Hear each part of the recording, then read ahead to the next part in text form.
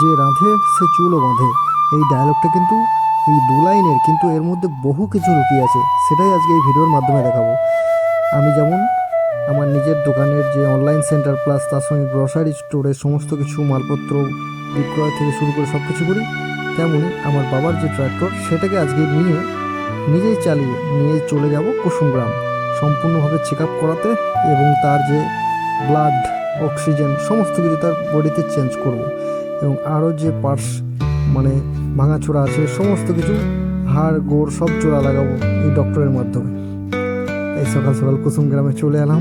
চলে আসার পরেই আমাদের পিএইচডি কমপ্লিট করার ডক্টর সে কাজে লেগে গেল। তার সমস্ত কিছু খুলে রেডি করছে, এক একটা পার্টস একদম সমস্তভাবে স্ক্যান করে চেক আপ হবে।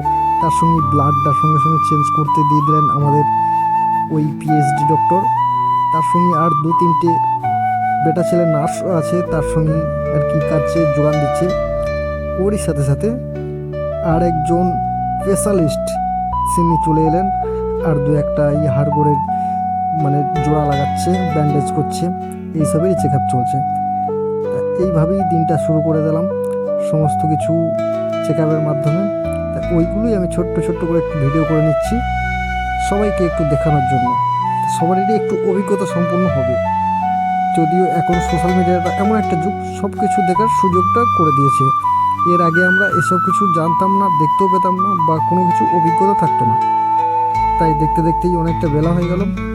এবার যাই হোক, আমাকে তাহলে টিফিন করতে নিতে হবে। তাই কুসুম গ্রামের একটি চক্রবর্তী চপ মহলে চলে গেলাম, একটু ফেমাস চপ, সেখান থেকেই চপ আর মুড়ির সঙ্গে সঙ্গে খেয়ে নিলাম রাস্তাতে বসেই। তারপরে ওখান থেকে চলে এলাম এবার হাত ধুতে, হাতটা ধুয়ে নিলাম, এবং তারপরে দেখলাম দেখি আমার গাড়িটার কতদূর কী কাজ হলো। হ্যাঁ, আরেকজন যে স্পেশালিস্ট এসেছে তিনিও সব কিছু চেক আপটা করছেন।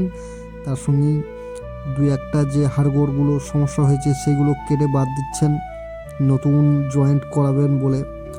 তাই দেখতে দেখতে সন্ধে হয়ে গেল। সারাদিনে অনেক পরিশ্রম করে প্রায় কাজ শেষের দিকে চলে এসেছে, আর কিছুটা বাকি। তারপরে এবার আমাকে বিলটা দেবে। বিলটা দেখে আপনাদেরও মাথা খারাপ হয়ে যাবে, কারণ দেখবেন এতটা বিল বেশি। আর এটা আশা করি একটা যে কোনো বাইক কিনতে গেলে ডাউন পেমেন্ট দিলেই বাইক দিয়ে দেবে 21,155 টাকা।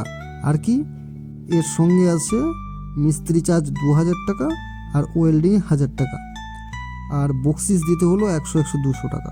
মানে পুরো 25,000 টাকা আমার একদিনে খরচা হলো। তাই ভাবনা চিন্তা তো করে কিছু লাভ নেই, তা বিলটা পেমেন্ট করে দিলাম। তারপরেই বাড়ির দিকে রওনা দিলাম। এর দিকে রাত্রি প্রায় 10:30। কুসুমগ্রাম থেকে এই ঠান্ডায় কাঁপতে কাঁপতে বাড়ি আসছি, কিচ্ছু করার নেই। যাই হোক, ভিডিওটা করতে সারাটা দিন লেগেছে, ছোট্ট ছোট্ট করে ক্লিপ রেডি করে এনে বাড়ি এসে আবার এডিটিং করতে অনেক কষ্ট। আর আপনারা মাত্র 3 মিনিটে এই ভিডিওটা দেখতে পাচ্ছেন। তাই একটু এক হাতে লাইক দিলে না, আপনাদের এই যে উৎসাহটা আমাকে আরও মানে মোটিভেট করবে আরও এরকমভাবে ভিডিওটা আপনাদের দেখানোর জন্য। তা একটু সাপোর্ট করবেন, এটাই যথেষ্ট। ধন্যবাদ সকলকে, সবাই ভালো থাকবেন। ভিডিওটা ভালো লাগলে একটি লাইক করবেন। ধন্যবাদ।